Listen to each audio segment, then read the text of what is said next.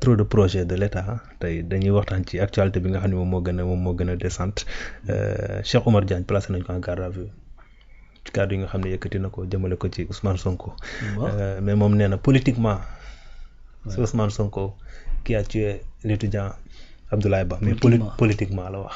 mais nag première sortie am waxul loolu mais biñ ko dégloo moom ci li mu xamle moom mooy nee na politiquement la wax maanaam ci wàllu politique Ousmane Sonko moom moo wax ñu faat ki nga xam ne moom moo di l'étudiant Abdoulaye Ba.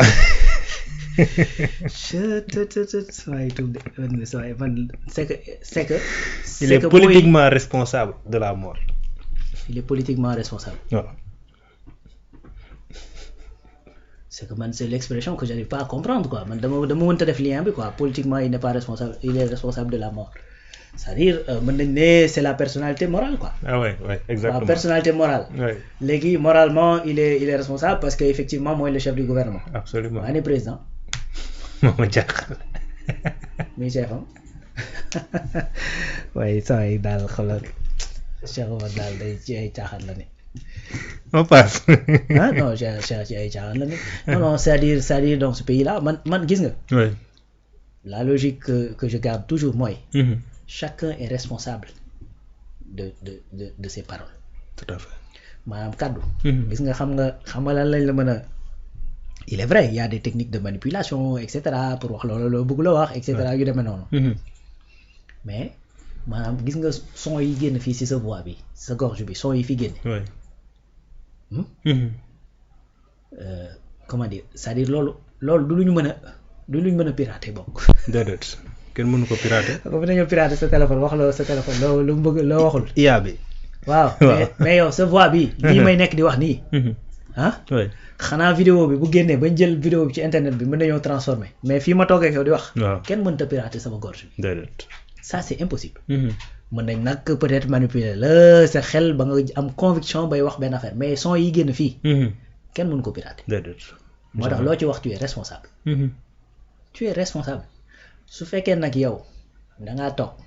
ci média di wax xawma lan moo la animé. oui. parce que gars yi des fois logique animé tu leen quoi. c'est-à-dire parfois fii mooy animé. c'est la haine. te xol dafa nekk lu xaw a doy waar. dafa am benn image bu grave mooy gis quoi cerveau bi daa jàpp xol bi di ko diri quoi. waaw. naa ko jaaral fii lu mu dugg lu ne yaa dugal tu vois. oui. tout le temps damay toog bañ ba sonn waaye lu ma dugg yaa dugal moo tax en fait boo tollee yenn niveau yi man waroo di waxee noonu quoi. waroo di waxee ak affect. oui. donc loolu la maintenant encore une fois chacun est responsable de ses dires.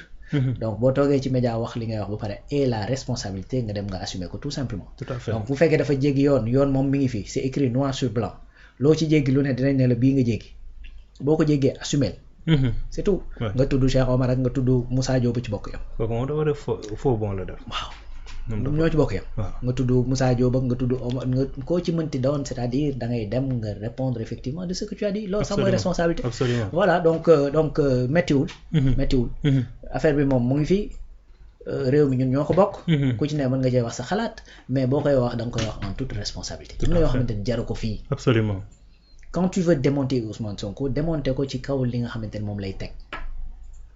li mu ñëw wax mooy que ni effectivement sunu doctrine de maintien de l'ordre lii la ak lii ak lii ñëwal nga toog nga ni doctrine de maintien de l'ordre boobu baaxul parce que nii nga indi ay arguments indi ay idées nga teg. c'est-à-dire man li may gën a naqari parfois Makhtar mooy.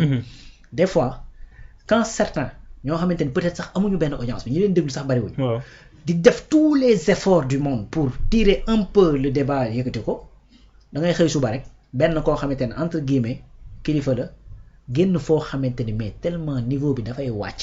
et puis après tout le monde va s'y mettre di commenter parce que actualité la. bàyyi li nga xamante ni mooy les sujets. yi am solo. absolument yi ñu war a waxtaan. c'est-à-dire loolu pour man. vraiment gars yi war nañ ci mën a dimbali quand même quoi. tu vois. donc tey c'est quoi le waa ji nee na Cheikh Omar Diagne nee na nangam Moussa Diop nee na diw xaritu gars yi la et cetera xam nga. alors que il suffisait mu ñëw foofu.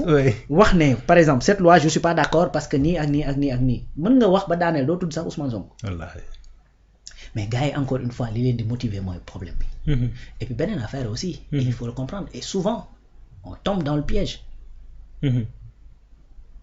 mooy gars yi des fois quand il y a certaines choses yu nga xamante ne dafa nekk di xew ben pour mëdd wax ji dañ lay génneel des sujets yoo xamante ni pour que ñu mën a changer un peu le débat. Absolument. Par exemple prends li nga xamante ni mooy coalition Diomaye président. bu Ousmane Sonko tegee dara le lendemain wala le surlendemain wala dans la semaine danañ génn def benn affaire. Le 8 la lettre. ñu pare effectivement il faut que ñu Ousmane génn dem fële nu mu tudd si dëkk ba. fi maire kii ba nekk dëkk bi mu doon waxaatee naan dafa may fàtte dëkk bi sax. Guinguinéo. non du woon avant Guinguinéo am na fu mu njëkk a dem may fàtte tur bi. Passy. Ouais. ñu ne bëxe ñett. bu xëy suba. nga dégg siège bi. Ouais. tu vois. ñu naan siège bi am naag amul ñu daal lay dóoral li nga xamante ne mooy enseigne bi. ñu daal di bàyyi Passy ba nekk ci li nga xamante ne moom mooy.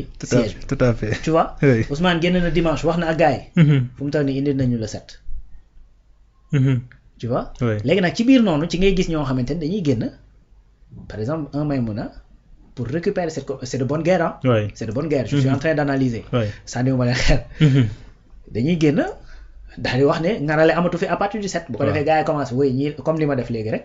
ñii lay waxal waxul ak ñii et cetera et que loolu monopoliser Moussa Diop génn fële woy daal di tappee ci Ousmane Sonko. ñu daal di bàyyi le débat essentiel bi ñu doon wax ci góor jigéen yeeg et cetera loi bi baax naag baaxul ak et cetera topp ci waroo wax li Ousmane waroo ko nangam. et cetera il faut que ñu woo la il faut et cetera. C'est de la diversion.